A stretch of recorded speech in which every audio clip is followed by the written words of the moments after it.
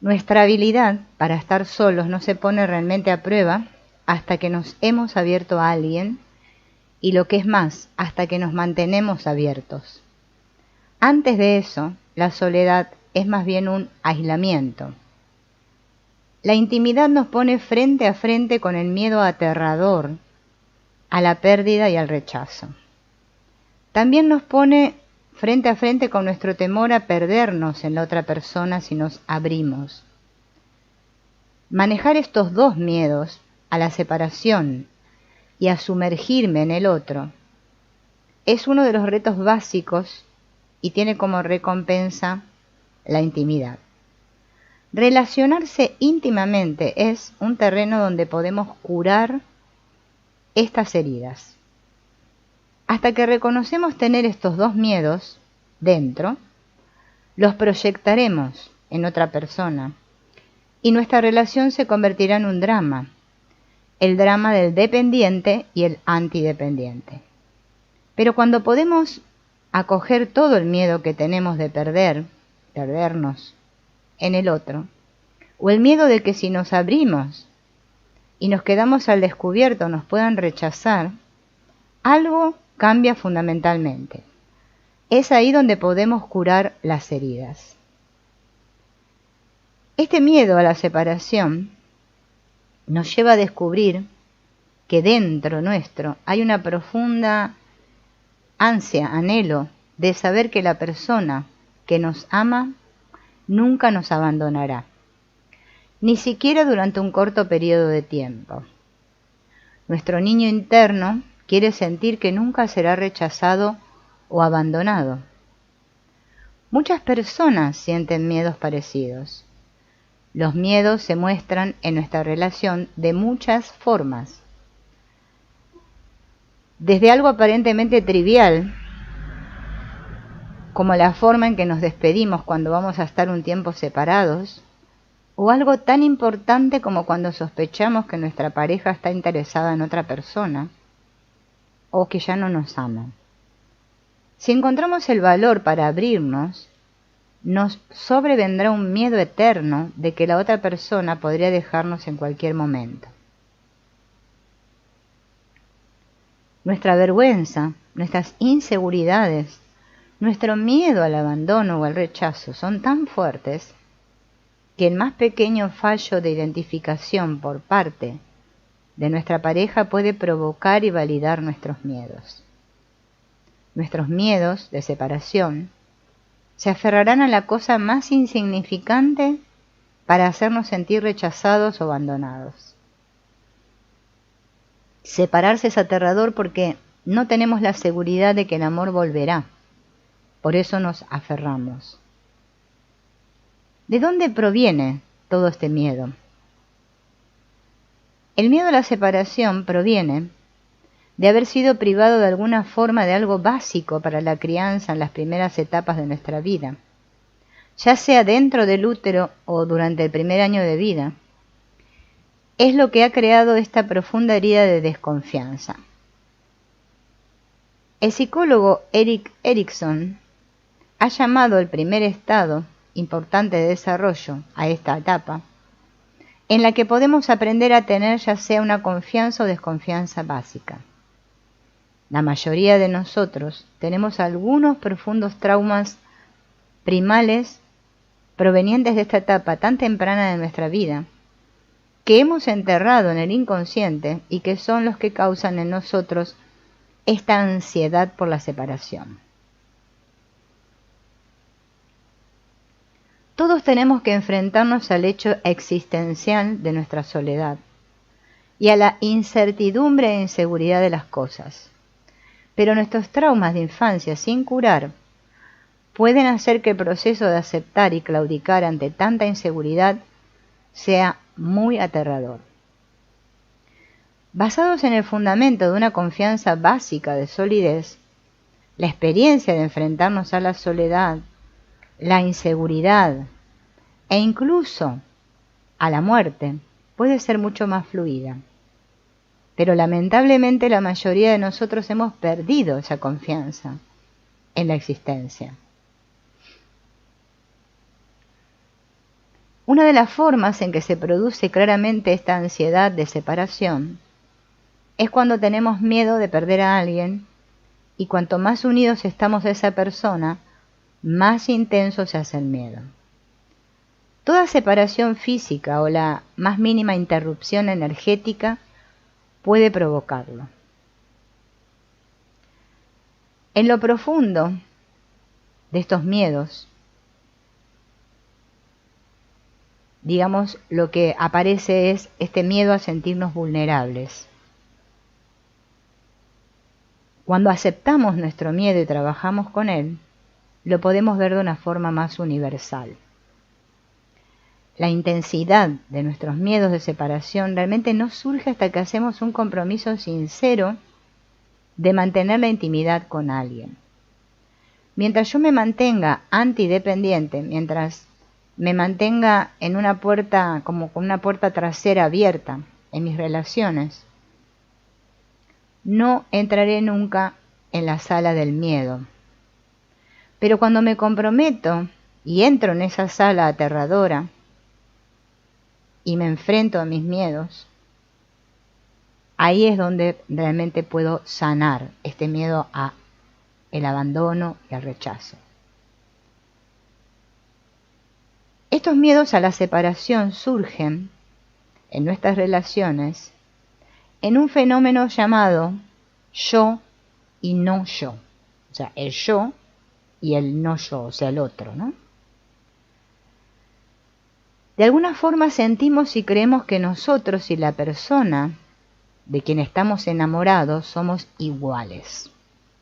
Ese es el problema. Es lo que sentimos, ¿no? Vemos y sentimos las cosas de la misma manera y tenemos una perspectiva parecida en las cosas importantes, ¿no? Compartimos las mismas películas, tenemos las mismas ideas políticas, etcétera, etcétera. Pero con el tiempo, cuando va pasando el tiempo en la relación, es como que esto se hace más difícil de mantener. Es una falsa ilusión.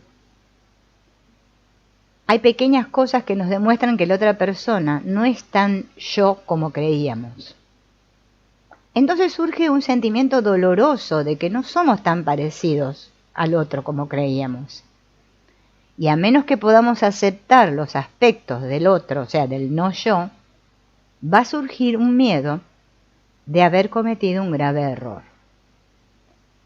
Esto intentamos esconderlos bajo la negación, pero con el tiempo se hace obvio que cada vez más y más no yo siguen apareciendo en la superficie.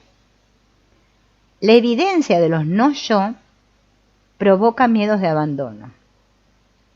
Muchas parejas intentan esconder estas evidencias porque es doloroso enfrentarse al abandono y a los miedos de aislamiento. Y cuando surgen las evidencias del otro, o sea, del no yo, empezamos a dudar si podemos compartir nuestro ser más profundo con la otra persona. Pero hay formas de encubrir estos sentimientos de no yo, que es manteniendo una relación superficial. Cada uno se concentra en su vida de forma separada y así nunca tienen que enfrentarse a este dolor. Cuando están juntos, sigue más una rutina que un profundo compartir. Otra forma evidente de evitar sentir estos no yo es centrándome en intentar cambiar al otro. ¿Sí? Pero resulta que nos damos cuenta que no funciona. Esto lleva a más conflicto y más dolor. Entonces, ¿qué podemos hacer? Normalmente lo que hacemos es crear algún tipo de drama para acabar con la relación, y al cambiar de pareja podemos mantener la falsa ilusión de que algún día voy a encontrar la persona adecuada con quien yo tenga los sentimientos iguales a los míos. O sea, no tenga sentimientos de no yo. Pero eso no puede suceder, porque esta experiencia del no yo es inevitable. Es lo que hace resurgir la herida de separación y tenemos que enfrentarla. Eventualmente reconocemos que somos diferentes de manera profunda e importante y que no siempre podemos comunicarnos o conectar, que no son las diferencias lo que nos provocan los sentimientos dolorosos de separación. Pero antes o después esto surgirá en cualquier relación profunda y tenemos que enfrentarlo en todas nuestras relaciones, no solo en la de pareja. Esta aceptación del no yo, o sea, de aceptar al otro, es un importante proceso de maduración, porque nos pone frente a frente con nuestra soledad. Las relaciones a menudo nos traen nuestros primeros encuentros desagradables con la soledad. Cuanto más profundamente nos relacionamos con alguien, más dolorosos pueden ser los sentimientos de no yo, porque contrastan con los momentos de fundirme en el otro profundamente. Tenemos que manejar nuestras expectativas de encontrar a alguien que será totalmente yo. Tenemos que despertar de ese sueño.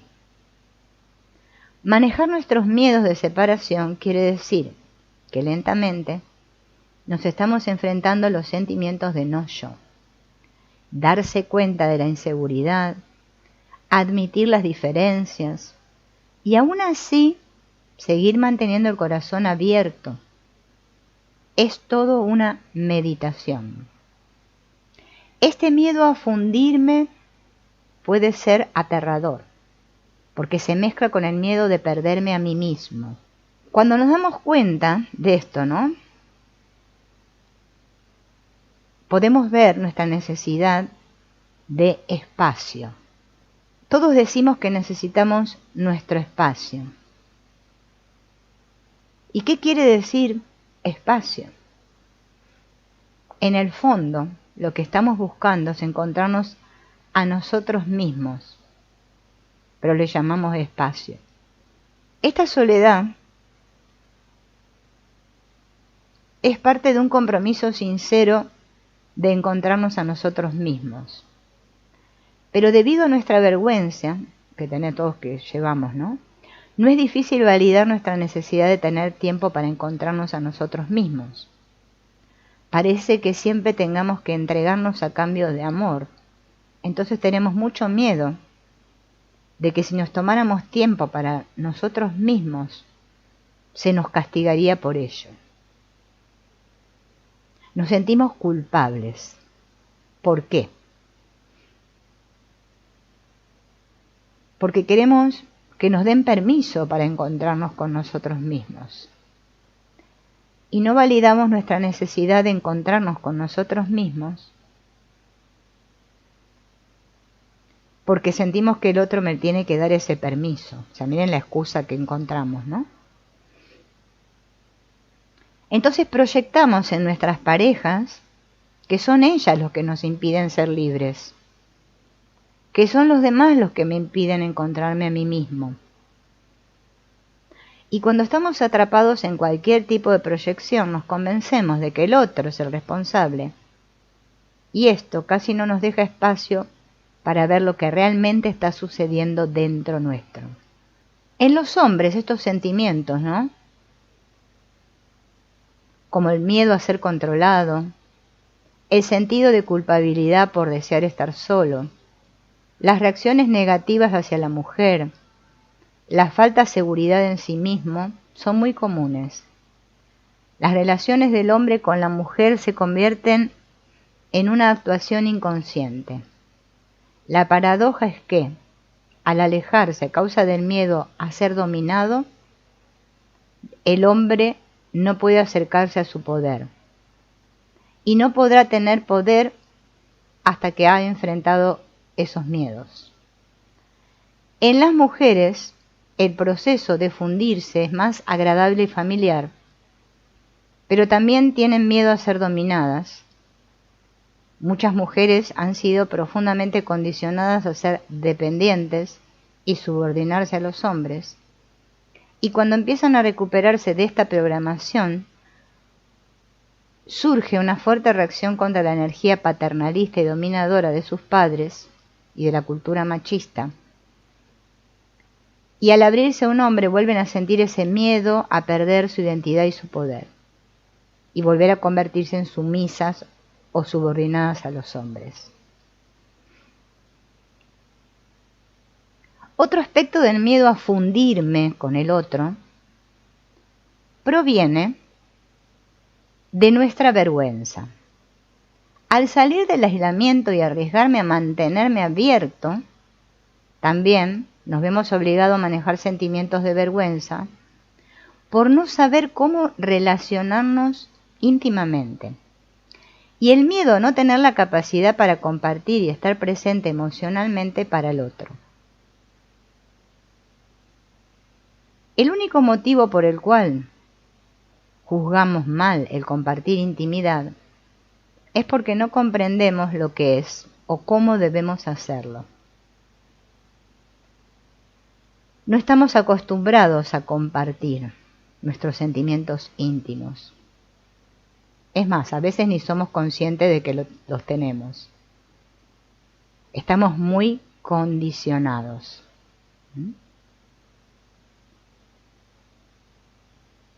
Ese proceso de aprender a fundirme con el otro, de enfrentarme a mis miedos, este miedo a perderme en la otra persona, es todo un reto. Pero se puede trabajar.